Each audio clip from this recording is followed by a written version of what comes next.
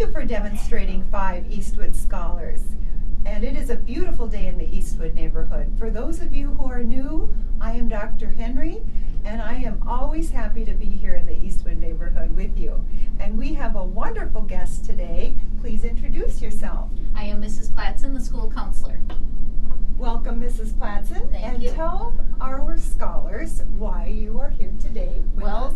It is a new month. It is January. And each new month we have a book of the month and a word of the month. So our word of the month is empathy. Would you like to read the definition of empathy, Dr. I would Henry? love to read the definition. Empathy. I am able to understand how others think and feel. And our book of the month is called Stand in My Shoes, Kids Learning About Empathy.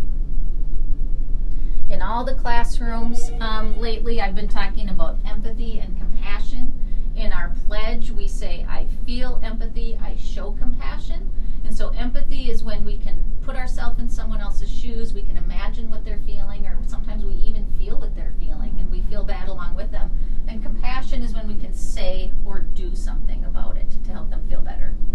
What a wonderful word of the month. What a wonderful feeling. You know, when I was growing up, Mrs. Platson, my mom would always say to me, well, how do you think your friend feels? Every day she would say something about, how do you think your friend feels if we would have a little argument? Or, you know, how do you think this friend feels? Or how do you think the neighbor feels when you don't help her maybe take in her groceries? So I grew up with a lot of empathy and was really growing my muscle. My mom helped me grow that empathy muscle.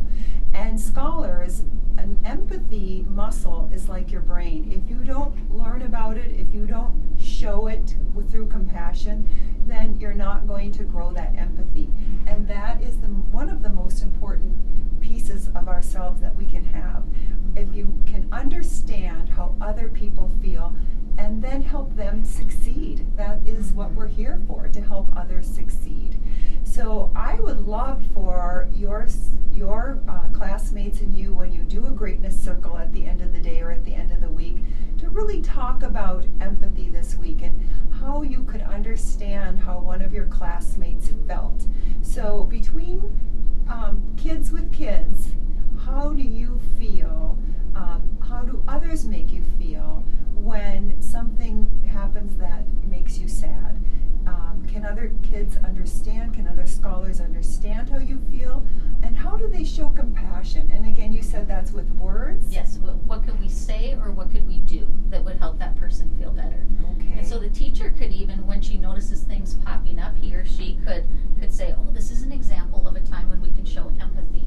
How do you think we can show this student that we care? What could we say or what could we do? Okay, and that's an excellent idea. You know, one of the things I remember when I was in school, some kids always wanted to be first, and I always felt bad.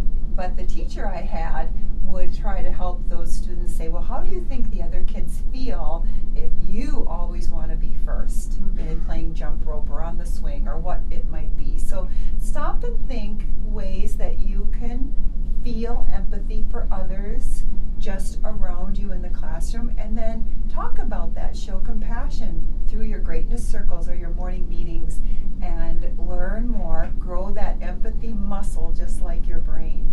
I'm excited about really working on empathy this month. Me Mrs. too, Platson. me too. It's one of my favorite greatness qualities. It really is. So you have to stop and really think and really look at the person and try to feel what they are feeling at the time that they're sad or something has happened. That Put yourself in their shoes. That's what this book is about. And your teacher will talk more with you when they read this book about what that means to stand in someone's shoes. Yes, I love that. And you know, we just had a couple new students today start Eastwood School.